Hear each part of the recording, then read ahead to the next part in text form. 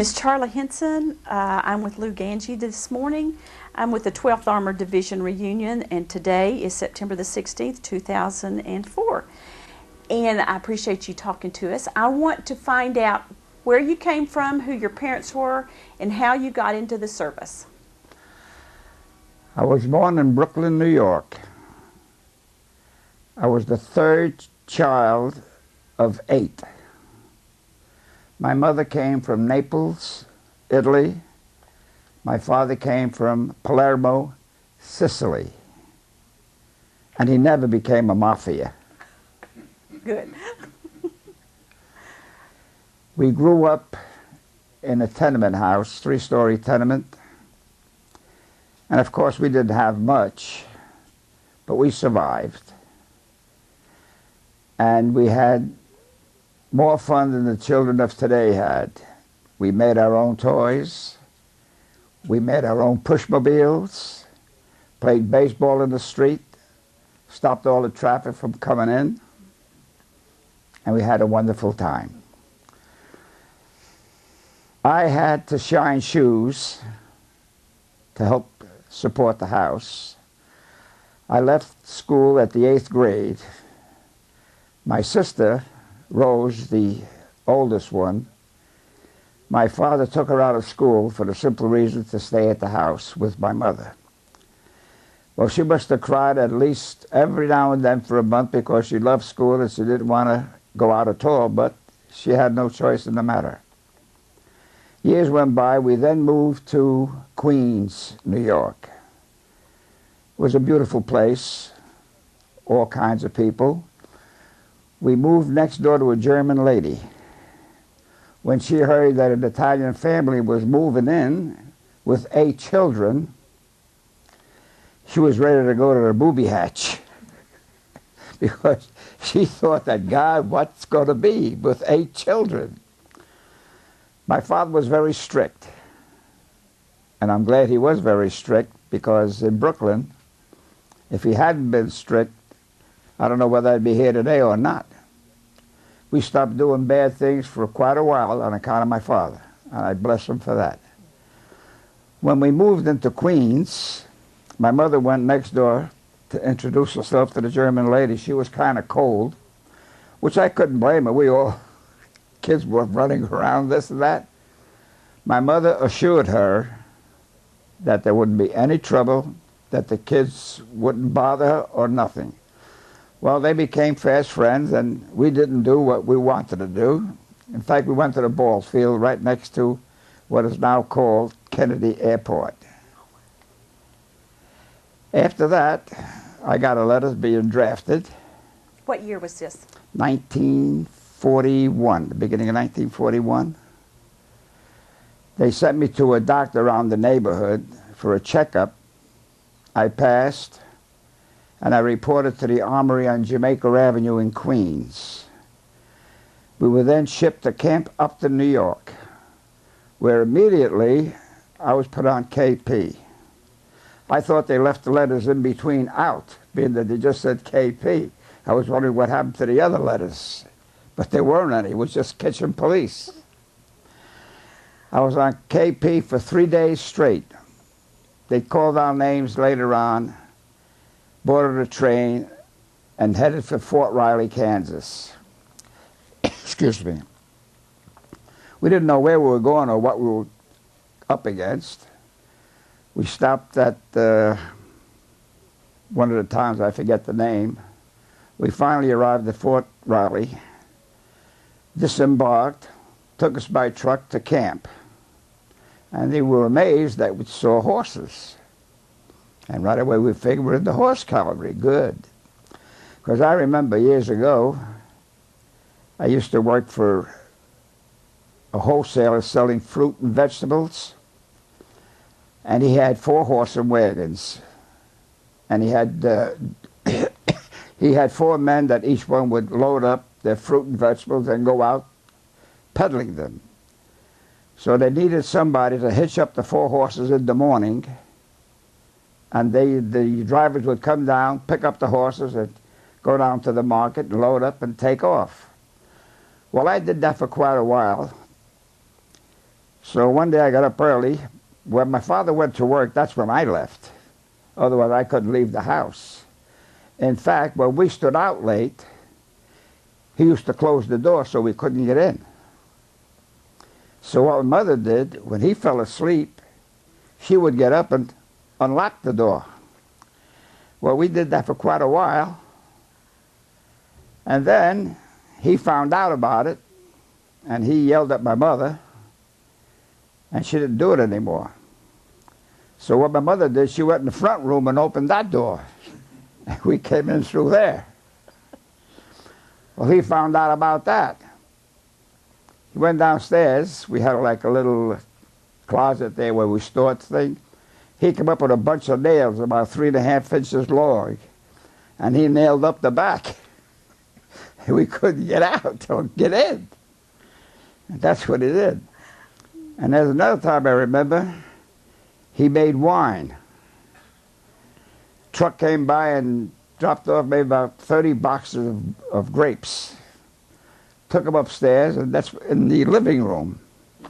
You can call it a living room. To me, it was a warehouse. We churned the grapes, threw them in. We didn't step on them. We were neat. We were poor, but neat. Well, anyway, we squeezed the wine out. He put them in barrels. We were all set. It was a big mess. My mother, God bless, used to go bananas when all this here would happen. Well, it was all taken care of. So one day we all came out of school, and my older brother, John May, he rest in peace, we go in the living room and it smelled like wine, and he noticed on top of the 3 barrels, the cork wasn't in. And he thought it had to be pushed in. And who knew? So he gets the cork, takes his fist and he bangs it, the whole 3 of them, and there he says, I think he'll be happy we did that. That was then. About a couple hours later, we were in the kitchen. We had railroad rooms, by the way, one room after another. After a little while, we heard a blast. The whole 3 corks popped out from the wine, and the wine, all 3 barrels, it was like a shower all over the room. He ran away from home. But we finally located him. See, my father had a system. I fell down once, and I had to have a stitch on my head at St. Mary's Church. I'll never forget that. Them nuns were beautiful. When I came home, he says, what happened? I said, I fell down. And I said, I got a stitch. Go to bed. Well, he didn't bother me up until they took the stitch out, everything was ready. That's when I got it. In other words, he didn't want to hurt me while I had the stitch on my head, over my, I forgot where it was, but it was somewhere, on my head somewhere. Well, anyway, he gave me, he never left a mark, though. Smart. Never left a mark. So that was about it. And then getting back to when I was drafted, we went to the camp, and we saw a bunch of horses, and most of us were pleased. Oh, I've got to tell you this. When I was back about the fruit and vegetables, as I was hitching up the 4 horses, I would bring them outside. In fact, most of the time there was all horses.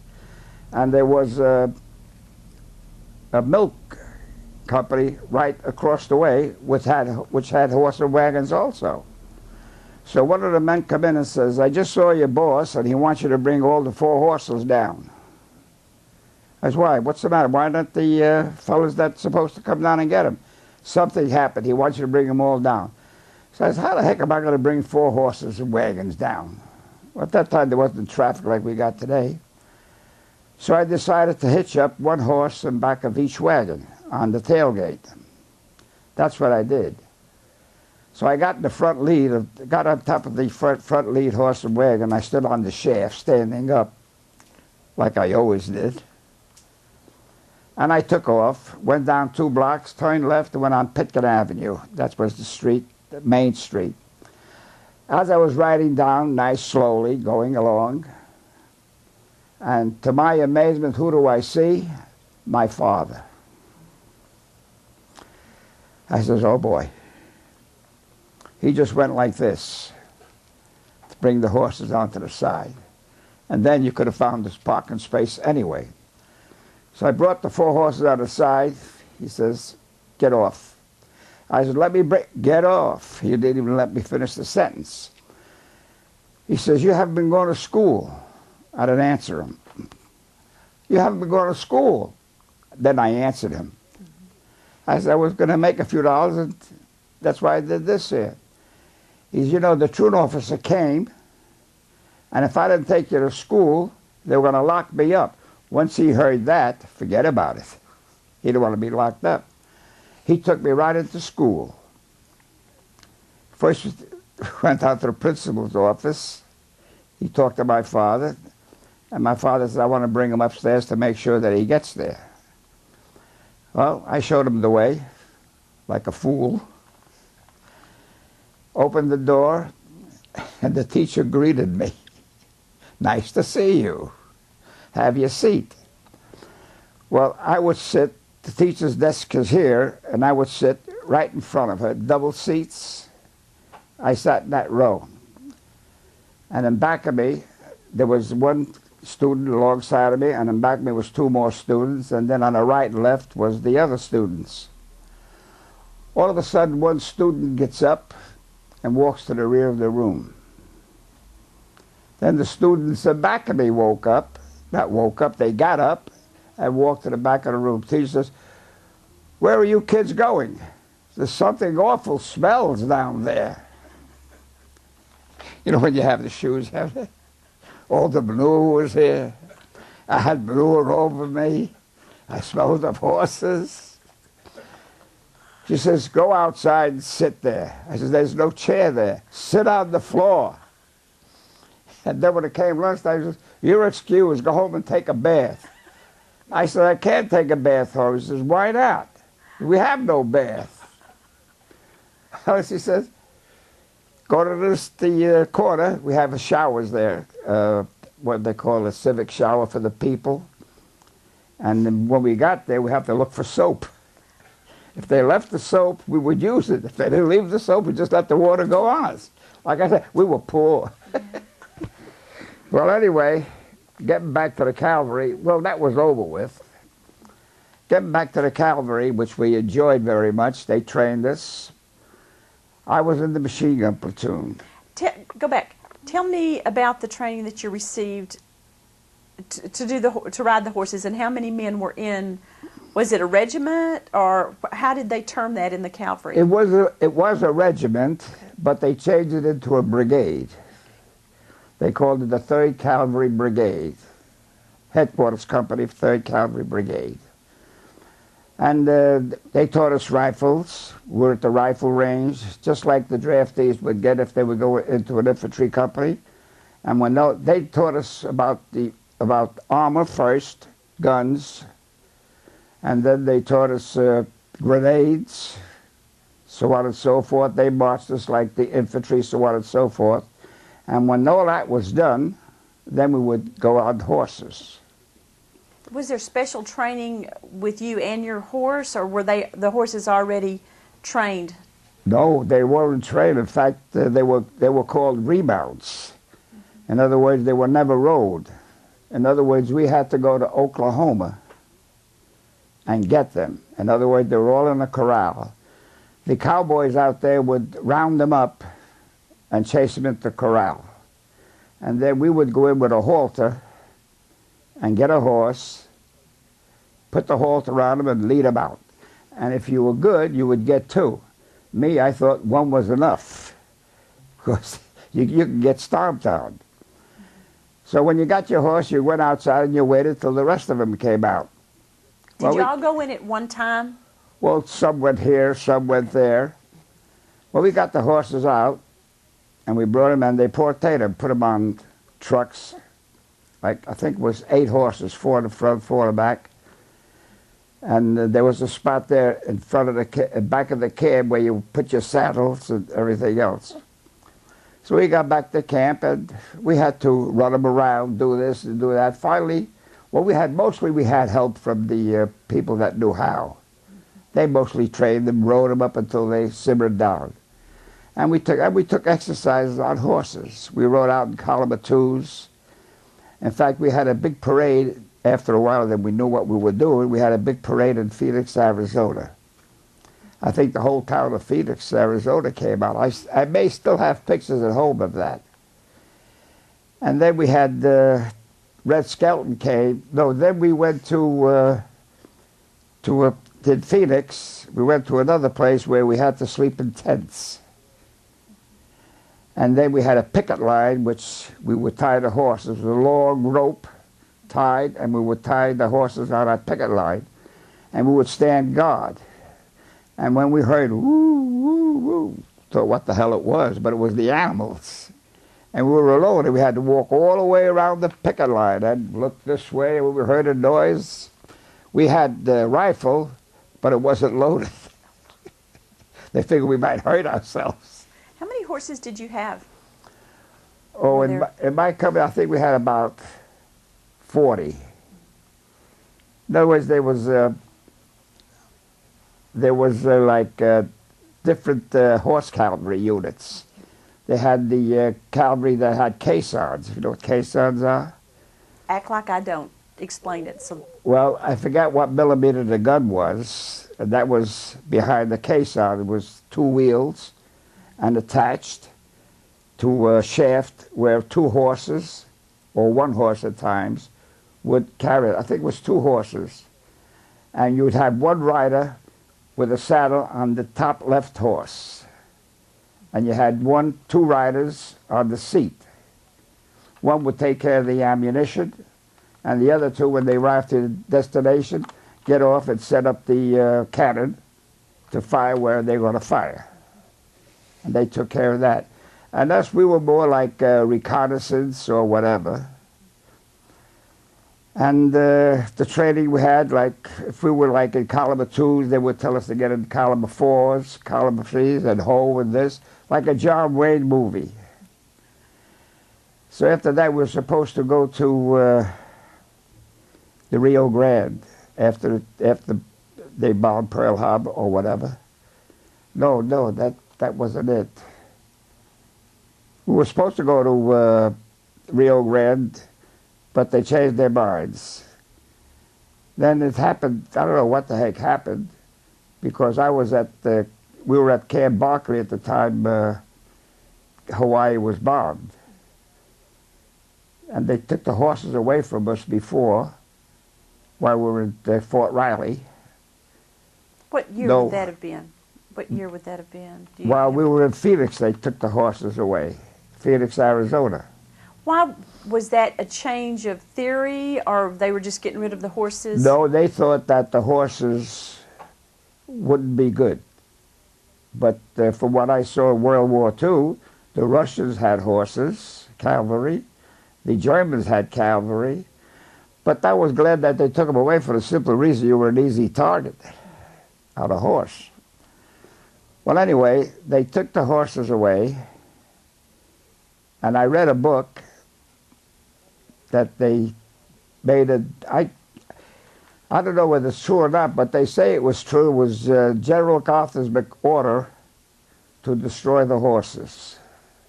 In fact, they said to dig a hole with the machines that they got, bulldozers, drive the horses in there and shoot them. But I wouldn't print that if I were you, for the simple reason that it may be true. Well, anyway, what they did, the sergeant, a few sergeants, and a lieutenant was ordered to take those horses and destroy them. And they had riflemen around the perimeter of where the horses were. In other words, horses that weren't dead yet, they were supposed to fire at them and shoot them. Well, these here sergeants and lieutenants didn't like the idea. So what they did was they took the rest of the herd that they had and took off with them. They didn't want them killed. I forget what the general's name was. He sent out practically half an army to find these here sergeants and shoot them if necessary and bring the horses back. But they eluded them. They didn't find them. They went here, they went there. They finally came to the Canadian border. and they saw a troop of these, what do they call them now? Mounted police, all dressed in, was it red or whatever? One lieutenant says, uh-oh, now we're in for it. So one of the officers of the mounted police came riding over, and he asked them what to do with the horses. So they told him, so if you want them, we'll gladly take them. So they took all the horses, the Canadians, and a couple of the sergeants went with them. And the other sergeants, or wherever they went, but the lieutenant, he went back to camp, where he originated from, where he was told what to do. Well, according to the book, they court-martialed him. And what they did, I don't know. But they all say there was General MacArthur's order to do that. In fact, General MacArthur was the one to shoot the soldiers of World War I when they converged in Washington for their bonus. And he shot at them too. Where did this happen? Was this in Phoenix, or was this in when they took the horses? I really don't remember where that was. Tell me about your horse. Well, I had 3 of them. The ones I liked, they took away. They took the second one away. I think they even took the third one. I had one was named Fritz. Had one named Dolores. I didn't want to name the other one. So the heck with it. But this horse, Fritz, he didn't feel too good, so the vet told me to take him to the Red Cross stamp or whatever it was, the veterinarians. I took him there. He went very easily. He examined him.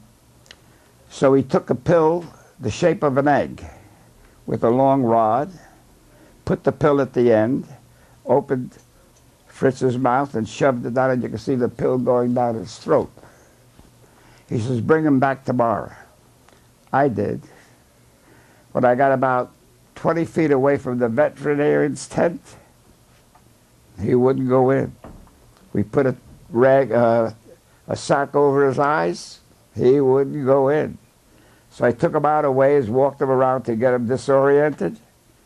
He finally went in, but when he put his hands over here to open his mouth, he wouldn't do it. But the veterinarian finally got the pill down, and we took him away. But one thing that they were very, very much against, you could take your horse riding out on a Sunday, but when you bring him back, you're supposed to do what you do every time when you ride him to bring him back, to walk him around, wet him down, curry comb him, so on and so forth. But they never wanted you to go next to another horse, a civilian horse, for fear of catching a disease and then bringing him back and contaminate the whole stable. And then when they got rid of the horses, they put us on a train that took us to Fort Knox. Okay. We got off the train at Fort Knox. There was a band there to meet us, and they played us a song. Can you think what that song was? Star Spangled Banner. Star Spangled Banner? No. The old gray mare ain't what she used to be. You've got to get on a bus in a minute. One more thing I want to ask. Your experiences in World War II, if someone were to listen to your tape in 50 years, what would you want for them to remember that you learned, or something for them to know? War is hell. That's all.